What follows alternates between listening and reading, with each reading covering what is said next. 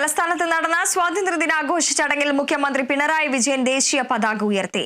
സേനാ വിഭാഗങ്ങളുടെ അഭിവാദ്യം സ്വീകരിച്ചു. കൊല്ലത്ത് മന്ത്രി വി ശിവൻകുട്ടിയും പത്തനംതിട്ടയിൽ മന്ത്രി വീണ ജോർജും സ്വാതന്ത്ര്യദിനാഘോഷ ചടങ്ങുകളിൽ പതാക ഉയർത്തി അഭിവാദ്യം സ്വീകരിച്ചു.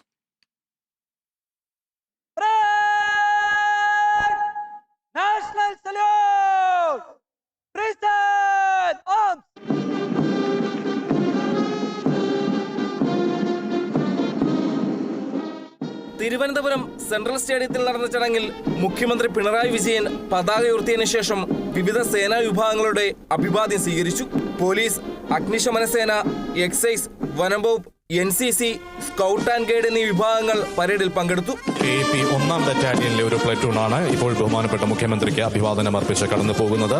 ജാതി വിവേചനമില്ലാത്ത ഇന്ത്യയാണ് സ്വപ്നമെന്ന് മുഖ്യമന്ത്രി പറഞ്ഞു.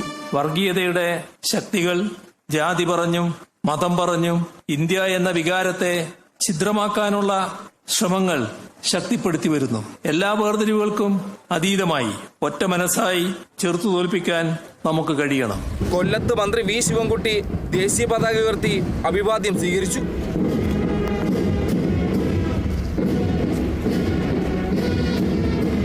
പത്തനംതിട്ട കാതോലിക്കേറ്റ് കോളേജ് ഗ്രൗണ്ടിൽ നടന്ന ചടങ്ങിൽ മന്ത്രി വീണ ജോർജ് ദേശീയ പതാക ഉയർത്തി.